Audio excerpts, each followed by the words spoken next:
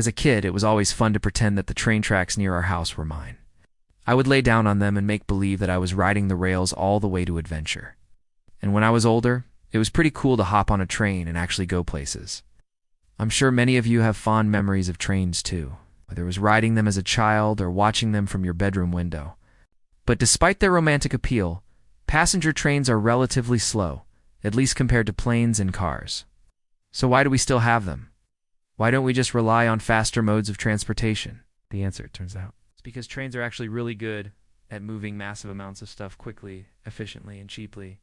They're so good, in fact, that even if you account for their slow speed, trains move more than twice as much freight by ton-mile than all other forms of transportation combined. That includes trucks, ships, airplanes, and even those cool catamarans that can carry 2 trains at once. In the US alone, trains haul about 40% of all the goods we consume, including coal, grain, automobiles, fresh fruits and vegetables, and yes, even wine. And globally, that number increases to a whopping 70%. That's why you see so many rail lines crisscrossing the United States like the country's veins. There are over 200,000 miles of track here, which is enough to circle the Earth nearly 8 times. The extensive network of train tracks also means that trains are vital to the country's supply chain. Take food, for example. Fresh produce travels from California to New York City via a single overnight train ride. If you've ever wondered how fast food chains restock their ingredients, well, there you go. But the produce doesn't just appear in restaurants and supermarkets fully prepared. Lots of that happens at massive distribution centers where food is sorted, packaged, and prepared for sale.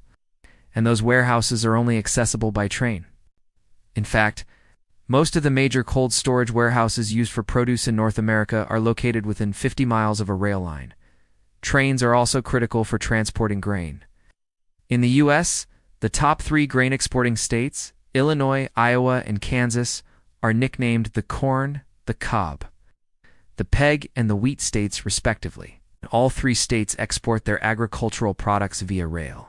In Illinois, Iowa, and Kansas, over 90% of exports travel by train. That's partly because a single grain hopper car, which is the specialized car used to transport grain, can hold 110,000 bushels of corn, or 28 million pounds of grain. But mostly it's because trains are cheap. The cost of transporting 1 bushel of corn for 260 miles by rail is just 27 cents. Whereas the cost of transporting that same bushel by truck would be $1.67. That means that trains are 85% cheaper than trucks per ton mile.